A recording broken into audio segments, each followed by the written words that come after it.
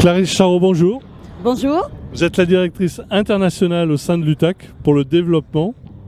Tout à fait. Donc pour le département événementiel et formation, on a 5 sites dans 4 pays.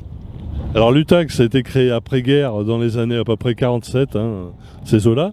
Bon, c'était avant tout du développement au sein du ce magnifique autodrome où nous nous trouvons de l'INAS Montlhéry, qui va d'ailleurs fêter son 100e anniversaire en 2024. Tout à fait, mais nous sommes tout d'abord des centres d'essai maintenant, donc il y a toute la partie vraiment technique, testing, homologation, RTI. Donc voilà, on a tout un panel d'activités, également avec Tecmo, où ce sont les véhicules autonomes. Donc maintenant on a construit un laboratoire de cybersécurité, donc il y a énormément de changements au sein du groupe. Et donc il y a bien sûr le circuit qui est à côté à Mortefontaine.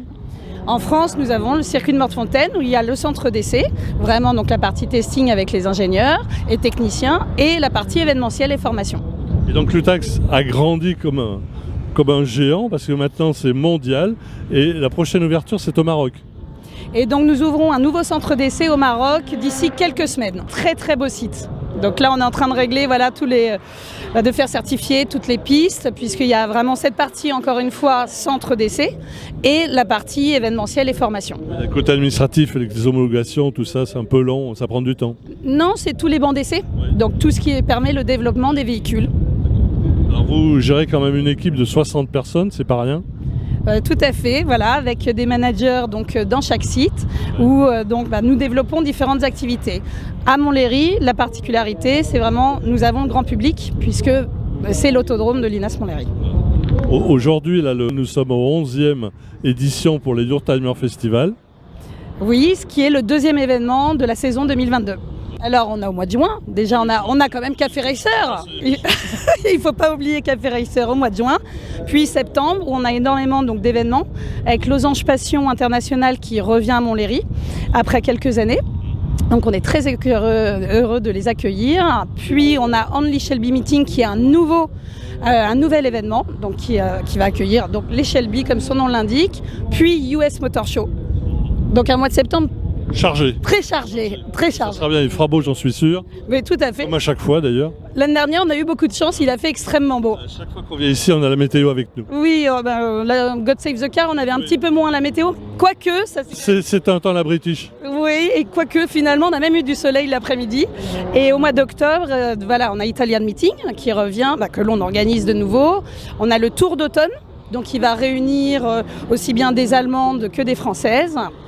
Et puis nous avons le plaisir de clôturer la saison en accueillant la finale de championnat de France de drift. Donc qui va être aussi un très gros événement. Donc pour l'UTAC, c'est un super bilan.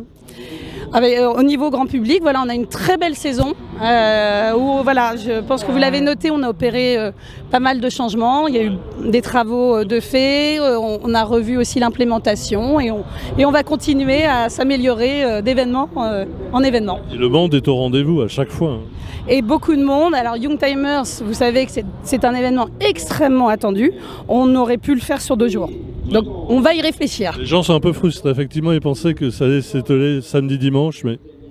Ça a été une décision, on a monté la saison, on était quand même, il faut se replacer, Covid l'année dernière également. On a aussi beaucoup d'événements cette année. Maintenant on y pense, puisque c'est vrai que très rapidement, les plateaux sont pleins, en quelques jours, sincèrement, et du coup on a une liste d'attente très très conséquente qui atteint plus de 300 voitures. On va avoir aujourd'hui encore une belle parade, puisque les personnes quand même peuvent s'inscrire à la parade. Non, c'est déjà bien que cette édition ait lieu, donc peut-être l'année prochaine étalée sur un week-end entier, mais on verra. Soit on fait 2 dates, on est encore en train d'y réfléchir, 2 dates ou un week-end entier. C'est un franc succès. C'est un formidable succès, on a eu beaucoup de monde, on fera le bilan évidemment ce soir puisque énormément de visiteurs qui ont acheté sur place. Et donc on a vu, les tribunes étaient pleines, les stands, il y avait du monde partout, il y avait des belles animations, je ne sais pas si vous avez pu les voir. Tout à fait. Avec du cycle car, toutes les animations étaient pleines, donc je pense... Un super accueil au sein de l'UTAC, faut le démontrer, c'est important. Je vous remercie beaucoup, on y travaille et on est vraiment heureux aussi d'accueillir tout le monde, évidemment sans masque, sans passe sanitaire. C'est quand même la saison 2022, c'est aussi la reprise, on va dire, de l'événementiel. Le renouveau. Exactement, une nouvelle équipe en place, voilà, la fin, pas la fin de la pandémie, mais en tout cas la fin des restrictions sanitaires, où c'est vrai que des personnes avaient quelques frustrations, alors que c'est pas évidemment nous. Les gens respirent et comme disaient certains pilotes, les moteurs également. Tout à fait, je pense que tout le monde est vraiment très heureux de se retrouver. Merci Clarisse. Et je vous en prie, merci à vous. Et à bientôt pour d'autres aventures. Oui, à bientôt. Merci. Merci.